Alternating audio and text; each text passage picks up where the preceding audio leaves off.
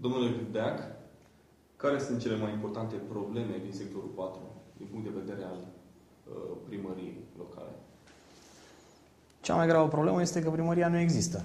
Nu există decât scriptic pe hârtie și există o clădire pe care mai nou am văzut la televizor că un contracandidat dorește să o demoleze și să închirieze într-un zgârienor undeva, să ridice administrația publică la cer, ca să mă exprim așa. Revenind pe terenul serios, cred că cele mai grave probleme sunt lipsa locuințelor pentru tineri și pentru cei care au fost scoși din acele case naționalizate, sunt lipsa locurilor în grădinițe, e un deficit de circa 3.000 de locuri anul acesta, curățenia sectorului care lasă totalmente de dorit și infrastructura. Curios, toată lumea blama sectorul 5 ca fiind cel mai murdar din capitală, ca fiind un potențial dezastru pentru oamenii care stau acolo, o bombă ecologică. Aceleași situații se regăsesc și în sectorul 4, în foarte multe zone și culmea chiar în zone centrale ale sectorului, pentru că sunt străzi și o să vă dau un exemplu concret, în zona Brâncoveanu, care încă nu au canalizare și nu au toate facilitățile puse la punct, gaze și așa mai departe. Desigur și problema siguranței cetățeanului, care derivă din mai multe aspecte, și câinii fără stăpân, și infracționalitatea crescută, rolul scăzut, implicarea scăzută a poliției comunitare, care, normal, nefiind susținută cum trebuie de o administrație publică modernă, nu are nici efectele scontate în activitatea sa. Și sunt alte multe probleme pe care cetățenii le trăiesc zilnic. Nu avem spații de joacă pentru copii civilizate. Și vă pot spune ce îmi relatează cetățenii, vecinii mei din sectorul 4. Au avut un proiect să realizeze câteva spații de joacă pentru copii și au făcut în 2-3 zone strategice, așa, gen campanie electorală, de luat ochii la lume, și au pus nisip pe jos.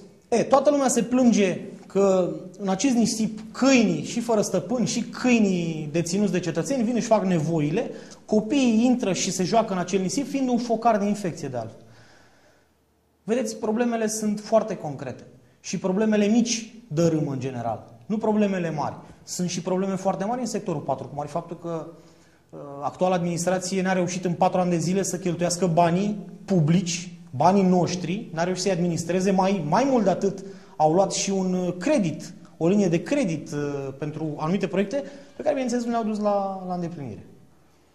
Ce soluții aveți în vedere pentru rezolvarea problemelor cu locuințele în sectorul 4? Locuințele pentru tineri și defavorizați ocupă primul punct în programul nostru de acțiune. Este o consecință a ceea ce oamenii ne spun de 2 ani de zile. Tot la televizor, recent, câțiva dintre contracandidații mei la funcția de primar al sectorului 4 spuneau că există circa 3.000 de cereri.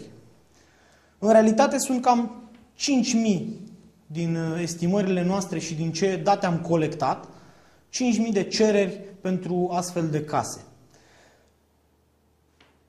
Un aspect principal de analiză în acest proiect este, desigur, finanțare.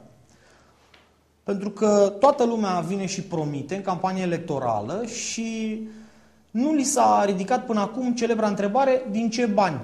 Că, în mod normal, cu bani poți să faci orice. Două direcții avem aici. Prima direcție: o parte din bani deja există în bugetul local și sunt necheltuiți și ar trebui alocați în mod alert și procedurile să fie un pic grăbite, transparente, dar grăbite, fără birocrație prea multă, ca să-i dăm drumul la treabă, să construim, nu așa cum s-a construit, vezi, Doamne, în perioada 2000-2004, 200 de garsoniere. S-au construit 200 de garsoniere care nici în momentul de față nu sunt ocupate de nimeni. E un bloc care așteaptă recepția undeva în Apărătorii Patriei.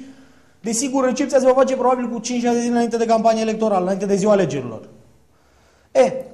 Banii, o parte există, după cum am spus. Circa 150 de milioane de euro sunt în fonduri de rulment, adică fonduri de bani neutilizați.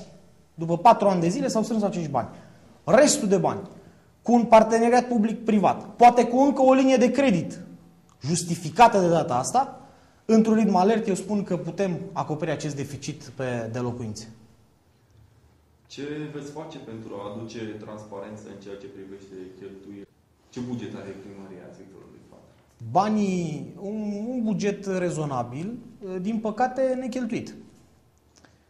Pentru că am realizat din analiza datelor, oricât de mulți bani ar fi avut sau oricât de puțini, tot nu-i cheltuiau. Pentru că este culmea administrației publice, să ai bani și să nu faci nimic cu ei. Și din punctul meu de vedere, actuala administrație și toți cei implicați ar trebui sancționați de la primul până la ultimul. Pentru că nu este admisibil ca banul public pe care îl colectezi și pensionarii, ați văzut că stau la cozi, se omoară, efectiv se calcă în picioare ca să-și plătească dările, și societățile comerciale din sector, la fel, că le plătesc taxe. Banii lor stau undeva deoparte și sunt victimă, dacă putem să-i spunem așa, a certurilor și a neînțelegerilor din Consiliul Local și a primarului cu viceprimarul și a tuturor cu tuturor.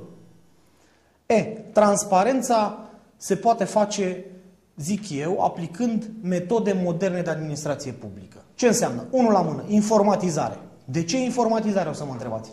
Tocmai ca cetățeanul sau alte autorități, alte entități, societatea civilă, dacă doriți, să aibă acces la informații. În momentul de față, accesul la informația importantă nu există. Vă dau un exemplu. O să găsim pe internet contracte administrative, încheiate de primărie, Consiliul Local, cu diferite societăți comerciale pentru diferite proiecte. Vom găsi partea generală de contract, dar nu vom găsi niciodată anexele. Adică câți bani costă exact o anumită problemă și în cât timp trebuie rezolvată. Transparența înseamnă informație publică pusă la dispoziția cetățeanului. Nu trebuie să aștepți să vină cetățeanul la primărie să-ți ceară: dom'le, dar cât a costat bordura asta? Trebuie să aibă această informație, să beneficieze de ea.